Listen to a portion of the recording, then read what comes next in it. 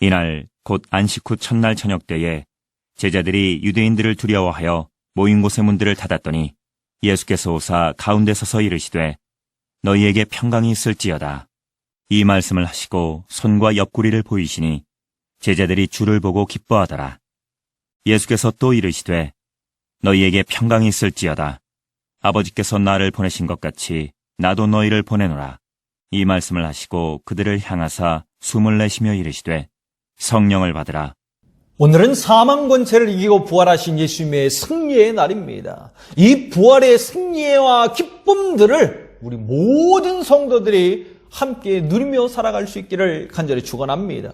성도는 부활절의 의미를 잘 알고 있어야 돼요. 부활절이라고 하는 것은 나로 하여금 두려움에서 벗어나서 기쁨으로 나올 수 있도록 내게 새 생명을 얻으며 나아갈 수 있는 그러한 길이 된다라고 하는 것을 우리 모든 성도들은 알고 있어야 됩니다. 오늘 본문 가운데에 예수님의 부활을 보지 못했던 제자들의 모습을 먼저 묘사해 주고 있는데요. 예수님의 부활을 보지 못한 그런 상황 속에서 제자들은 어떤 모습으로 있습니까? 그들은 두려움 가운데 빠져 있었습니다. 절망 가운데 빠져 있었습니다. 그 어떤 소망도 바라보지 못하는 그런 상황 속에서 처해 있었습니다. 왜 그들이 두려워했을까요? 왜 제자들이 두려워했겠습니까? 왜냐하면 예수님께서 이 땅에 오셔서 자신들의 왕으로 정말 이 억압으로부터 우리를 다 해방시켜 주실 것이다. 우리를 구원해 주실 것이다. 정말 왕으로서 우뚝 서 있을 줄 알았는데 오히려 십자가의 처형됨으로 말미암아 그 십자가의 처형의 모습으로 우뚝 서 있는 것을 보면서 모든 소망이 다 무너진 것입니다. 너무나도 두려웠어요. 절망 가운데 빠지길 수밖에 없었다라고 하는 것입니다. 어떻게 보면 이러한 모습이 우리의 연약한 모습을 그대로 보여주고 있는 것 아닙니까? 나의 연약한 그런 모습들을 그대로 보여주고 있다라고 하는 것입니다. 더욱이 예수님을 따라다녔던 제자들이었다면 어떻게 되겠습니까?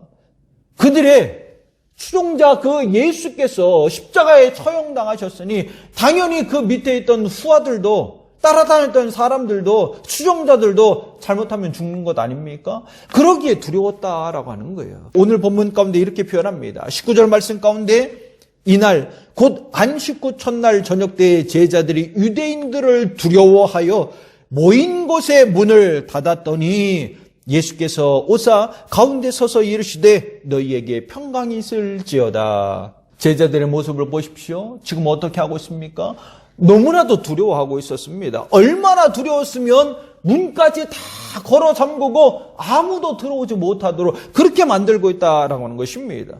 그들에게 소망이 있었을까요? 소망이 없어요. 정말 절망의 그 나락 끝으로 떨어져서 아무 소망 없이 공포에 떨고 있었다라고 하는 것입니다.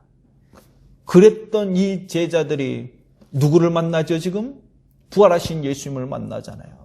두려워서 문까지 다 걸어 잠갔던 이 제자들의 모습이 어떻게 변했습니까? 180도 완전히 뒤바뀌었습니다. 어떤 모습으로 바뀌었죠? 오늘 본문 20절 말씀 가운데 이 말씀을 하시고 손과 옆구리를 보이시니 제자들이 주를 보고 기뻐하더라. 제자들이 지금 어떻게 하고 있습니까? 두려워서 문을 다 걸어 잠갔는데 주님을 보고 났더니 기뻐하고 있어요. 이것은 한마디로 예수 그리스도의 부활은 나를 그 두려움에서 벗어나서 기쁨으로 나올 수 있도록 하는 그런 통로가 된다라고 하는 거, 그것을 우리는 알아야 됩니다.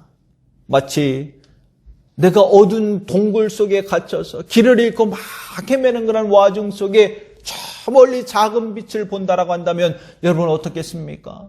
길을 잃고 그 어두컴컴한 곳에서 절망 가운데 빠져있고 소망이 없을 그때 저 멀리 한 줄기 빛을 바라보는 말미암아 소망을 가지며 나갈 수 있지 않겠습니까? 아, 나도 살았구나라고 하는 그런 마음들을 갖지 않겠냐라고 하는 것입니다. 마치 예수님의 부활을 보았던 그 제자들이 이와 같았다라는 거예요. 절망에서 벗어나서 두려움에서 벗어나서 다시금 새 소망을 갖게 되었고 새 생명을 얻으며 나아갈 수 있는 그런 은혜들을 얻게 됐다라고 하는 것입니다. 이처럼 부활절은 모든 이들에게 새 소망과 생명과 기쁨을 안겨주는 그러한 날임을 믿습니다. 사도 바울은 그런 이야기를 했어요.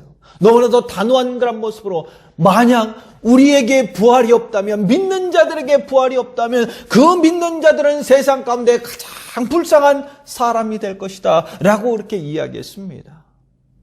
맞잖아요. 부활이 없다면 우리가 믿고 있는 게 헛된 것이니까 너무나도 불쌍한 사람이 되지 않겠습니까? 그러나 예수님께서는 어떻게 하셨죠? 예수님은 부활하셨습니다. 부활하심으로 말미암아 내게 새 소망을 주셨고, 내게 기쁨을 안겨주셨고, 내게 새 생명을 허락해 주셨습니다. 십자가의 죽으심으로 말미암아 말씀과 같이 3일 만에 부활하셔서 모든 제자들에게 그 모습을 보여주셨어요. 오늘 본문 20절 말씀을 다시 한번 보십시오. 이 말씀을 하시고 손과 옆구리를 보이시니 제자들이 주를 보고 기뻐하더라. 예수님께서 어떻게 하고 계신다고요? 손과 옆구리를 보여주셨다라고 이렇게 이야기를 하고 있습니다. 왜 굳이 예수님께서 손을 보이시고 옆구리를 보여주셨을까?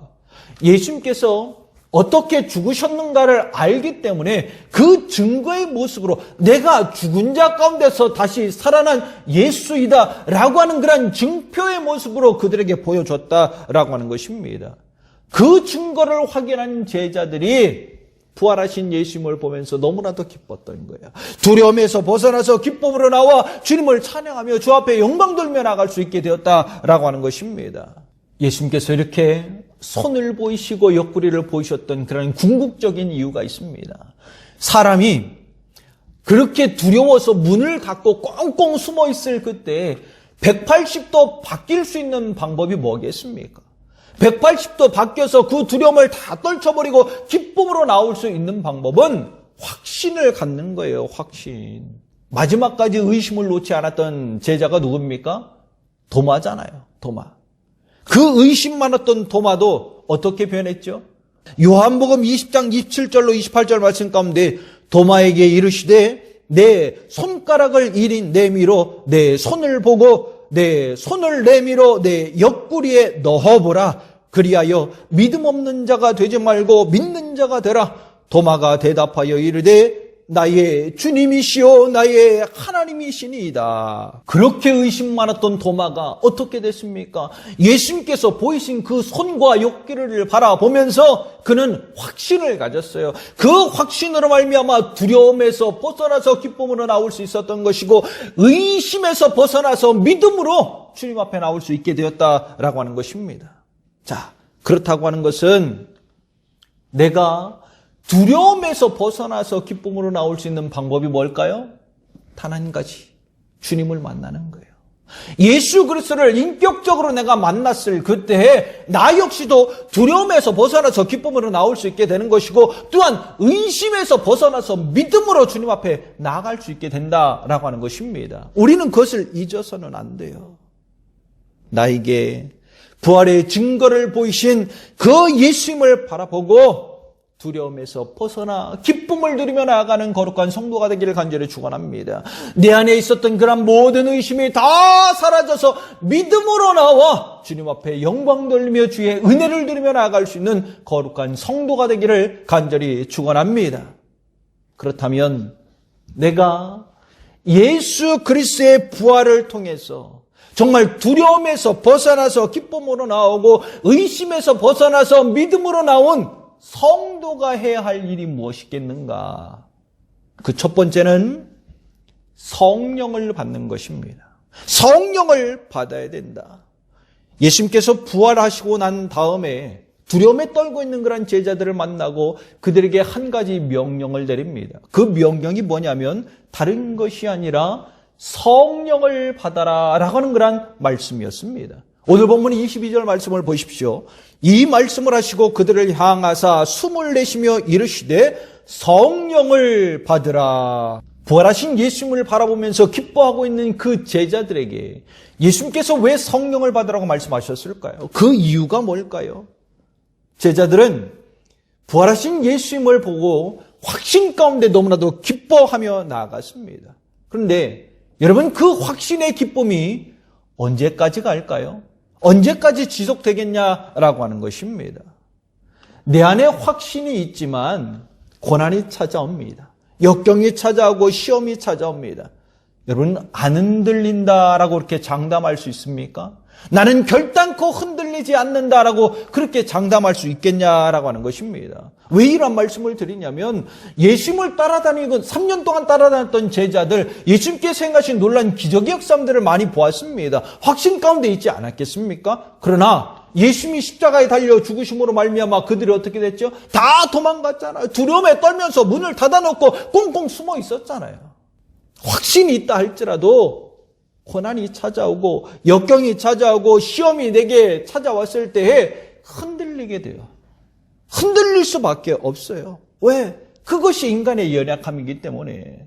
그 흔들리는 것을, 흔들리는 그 믿음을 무엇으로 감당하며 나갈 수 있습니까? 무엇으로 온전케 하며 나갈 수 있습니까? 그것이 바로 성령이라는 것입니다. 성령을 받아야만이 나의 힘이 아니라, 나의 능력이 아니라 그 성령의 능력으로 말미암아, 성령의 힘으로 말미암아 나를 붙들어 주기 때문에 그 고난도, 그 역경도 다 이겨내며 나갈 수 있는 거예요. 견고히 서 나갈 수 있게 된다라고 하는 것입니다. 그것을 알기 때문에 예수님께서 부활하시고 난 다음에 제자들을 향해서 성령을 받아라 라고 그렇게 말씀해 주셨던 것입니다. 그래야 흔들리지 않기 때문에. 여러분, 인간에게 있어서 돈이라고 하는 것은 어떤 의미를 가질까요?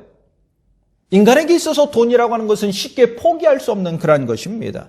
왜냐하면 돈이 가지고 있는 강력한 힘이 있기 때문에. 강력한 힘이 있어요. 그래서 그 돈의 힘 앞에 많은 사람들이 무릎을 꿇지 않습니까? 많은 사람들이 흔들리면서 넘어지지 않습니까? 그런데 이러한 돈을 포기한다. 인간의 힘으로 할 수 있을까요? 인간의 힘으로 할 수 있겠냐라고 하는 것입니다. 그거 못하는 거예요. 그러나 성령을 받으면 그 성령의 능력으로 말미암아 그 성령이 나를 이끌기 때문에 그 돈이라고 하는 것까지도 다 내가 포기하고 내려놓으며 나갈 수 있다라고 하는 것입니다. 마가의 다락방에서 오순절날 120명의 사람들이 성령 충만함을 받았습니다. 그때부터 일어난 일이 뭔 줄 여러분 아십니까? 그때부터 어떤 일이 벌어졌죠? 사도행전 2장 44절로 45절 말씀 가운데 보면 믿는 사람이 다 함께 있어 모든 물건을 서로 통용하고 또 재산과 소유를 팔아 각 사람의 필요를 따라 나눠주며 성령 충만 받은 사람들로 말미암아 어떤 일이 벌어졌다고요? 자신이 가지고 있는 재산과 소유를 팔아서 필요한 사람들에게 나눠주었다. 뭘 의미하죠? 내가 가지고 있는 그 돈을 포기하고 있는 것 아닙니까? 다 내려놓은 것 아닙니까? 인간에게 있어서 돈이라고 하는 것은 포기할 수 없는 거잖아요. 놓을 수 없는 그런 일들이었잖아요. 그럼에도 불구하고 그 모든 것을 다 포기했습니다. 인간의 힘이라고 말할 수 있습니까? 내 의지라고 말할 수 있습니까? 아니에요. 성령 충만함을 받았기 때문에 그것을 다 내려놓으며 나갈 수 있는 거예요. 아무리 내가 확신을 갖는다 할지라도 인간이 포기할 수 없는 것이 있기 때문에 그 돈이기 때문에 확신만으로는 안 된다라고 하는 것입니다. 그 모든 것을 온전히 이행하며 나갈 수 있도록 강력한 힘이 있는 것, 강력한 능력이 있는 것, 무엇? 성령을 받아야 된다라고 하는 것입니다. 그 성령 충만함을 받았기 때문에 다 포기하며 아버지 하나님의 뜻을 이루며 나갔던 거예요. 예수님의 제자들이 그들의 삶 속에서 죽음의 자리로 간다. 여러분, 그게 쉽습니까? 그거 쉬운 거 아닙니다. 제자들이 정말 예수님의 말씀처럼 성령을 받았기 때문에 그들이 죽음의 자리까지 나갈 수 있었던 거예요. 확신만 가지고 있었다면 그들 나갈 수 있었을까요? 아니요. 흔들렸을 것입니다. 나가지 못했을 것입니다. 왜? 두렵기 때문에. 예수님 죽는 거 보고 너무나도 두려워서 다 도망가고 문 걸어 잠그고 숨어 있었잖아요. 그랬던 사람들 아닙니까? 그랬던 제자들 아닙니까? 확신만으로는 안 된다라고 하는 것입니다. 그 확신을 뛰어넘어서 그 확신이 견고히 서 나갈 수 있게 하는 방법은 다른 것이 아니라 성령을 받는 거예요. 성령을 받아야만이 그 고난도 그 역경도 다 이기며 나갈 수 있게 된다라고 하는 것입니다. 실제적으로 그렇게 되지 않았습니까? 제자들이 성령 충만함을 받음으로 말미암아 정말 복음을 위해서 하나님 예수님의 그런 명령을 따라서 순교의 자리까지 나가지 않았나요? 그 순교가 쉬워요? 아니에요. 그 죽음의 공포가 내게 찾아온다 할지라도, 고난이 내게 찾아온다 할지라도 그 모든 것들까지도 다 뛰어넘어서 순교의 자리까지 나아갈 수 있었던 것은 바로 성령을 받았기 때문에 그런 것입니다. 성령을 받았기 때문에 그런 것입니다. 내가 예수 그리스도를 나의 구주로 영접하고 예수님의 부활의 영광과 천국의 소망을 가지고 확신 가운데 믿음의 삶을 살아가고 있지만, 이것을 온전히 세우며 나갈 수 있는 유일한 방법은 성령을 받는 것입니다. 우리 모든 성도들이 이 부활의 기쁨 가운데 이 부활의 기쁨을 영원토록 누리기 위해서 주님의 말씀과 같이 성령을 받는 거룩한 성도가 되기를 간절히 축원합니다. 그로 말미암아 아버지 하나님이 부어주시는 그 부활의 기쁨과 천국의 소망이 우리 삶의 영역 속에 날마다 성취되며 나아갈 수 있기를 간절히 축원합니다. 두 번째, 부활의 기쁨을 전해 주어야 됩니다. 부활의 기쁜 소식들을 전해 주어야 된다. 예수님께서 부활하심으로 말미암아 기뻐하고 있는 그런 제자들을 향해서 또 하나의 명령을 행하시는데요. 그것이 무엇이냐면 나도 너희를 보낸다라고 하는 것이었습니다. 오늘 본문 21절 말씀 가운데 그렇게 기록하고 있습니다. 예수께서 또 이르시되 너희에게 평강이 있을지어다. 아버지께서 나를 보내신 것 같이 나도 너희를 보내노라. 예수님도 하나님의 명령을 따라서 이 땅에 내려오셔서 자신의 사명을 감당해 주신 것처럼, 그래서 나로 하여금 두려움에서 벗어나서 기쁨으로 나오고 의심에서 벗어나 믿음으로 나오고 새 생명을 얻게 해 주셨던 것처럼 나도 이제 너희를 보낸다. 무엇을 의미할까요? 부활의 기쁨들을 전하라라고 하는 것입니다. 그 복음들을 전해 주어라라고 하는 것입니다. 그래서 죽어가는 그 영혼들이 정말 그 부활하신 주님을 바라보면서 확신을 가지고 성령을 받음으로 말미암아 흔들리지 않고 두려움에서 벗어나서 새 생명을 얻으며 나아갈 수 있도록 부활의 기쁨들을 누리며 나아갈 수 있도록 그렇게 해 주어라라고 그렇게 말씀해 주고 있는 거예요. 그러게 나를 보낸 것 아닙니까? 성도는 이것이 사명이다라고 하는 것입니다. 부활의 기쁨과 천국의 소망을 가지고 하나님만을 바라보며 삶을 살아가는 모든 성도들의 사명이 바로 부활의 복음, 그 기쁨들을 전해주는 것입니다. 그래야만이 또 다른 영혼이 하나님 앞에 기뻐하며 나갈 수 있는 것 아니던가요? 내가 새 생명을 얻은 것처럼 누군가도 또 하나의 새 생명을 얻음으로 말미암아 하나님 앞에 나가 그 천국의 소망 가운데 천국의 기쁨들을 누리며 삶을 살아갈 수 있게 되는 것 아니냐라고 하는 것입니다. 나를 부르신 이유가 거기에 있는 것입니다. 나를 구원하신 이유가 거기에 있는 것이고 내게 부활의 기쁨을 허락해 주신 것도 바로 그러한 이유 때문임을 알고 깨닫는 성도가 되어야 될 줄 믿습니다. 과거 한국 땅을 바라봤던 외국인들은 그렇게 이야기했다고요. 저 땅에는 소망이 없는 황무지와 같다. 얼마나 열악했으면 이런 말을 하겠습니까? 소망이 없는 황무지와 같은 그 땅 누구도 찾아오려고 하지 않았습니다. 누구도 도와주려고 하지 않았습니다. 꺼려하는 그런 상황 속에 있을 그때에 미국의 두 젊은 선교사가 정말 순교를 각오한 마음 가운데 한국행 배를 타고 들어왔습니다. 이 두 젊은 선교사는 이런 고백을 했어요. 황무지일수록 복음이 들어가야 한다. 황무지일수록 더욱 복음이 들어가야 된다. 무엇을 의미할까요? 그 황무지 같은 그곳에 죽어가는 영혼들이 너무나도 많다라고 하는 것입니다. 그들을 구원해야 되는 것, 그것이 사명이잖아요. 구원받아야 할 그런 영혼들이 너무나도 많기 때문에 또한 그들에게 부활의 기쁨들을 전해 줌으로 말미암아 그들에게도 부활의 영광 가운데 기쁨들을 누릴 수 있게 해줘야 된다. 그 영혼들을 구원하며 나가야 된다. 그것이 자신들이 받은 사명이기 때문에 우리는 그 황무지와 같은 그곳에 들어가 부활의 복음을 전하겠노라고, 구원의 복음을 전하겠노라고 순교를 각오하며 그 길로 들어왔어요. 이 두 젊은 선교사는 아펜젤로와 언더우드 선교사였습니다. 그런데 참 놀라운 것은 이들이 선교 보고를 할 때 이러한 기록을 남겼다라고 하는 것입니다. 어떻게 이야기했냐면 우리가 도착한 날은 4월 부활절이었습니다. 죽음에서 부활하신 주님의 능력이 조선의 결박을 끊고 사망의 철장을 접으시고 이 땅의 백성들을 하나님의 자녀로 삼으사 빛과 자유의 세계로 인도해 주시기를 기도드렸습니다. 언더우드와 아펜젤러가 언제 들어왔다고요? 놀랍게도 부활절에 들어왔습니다. 놀라운 것 아닙니까? 그 부활의 기쁜 소식들을 우리에게 전해주기 위해서 아펜젤러와 언더우드의 그 결단이 없었다면 이 황무지 같은 한국 땅에 복음이 전해졌겠습니까? 그 구원의 복음이, 부활의 복음이 전해졌겠습니까? 그렇지 않았을 것입니다.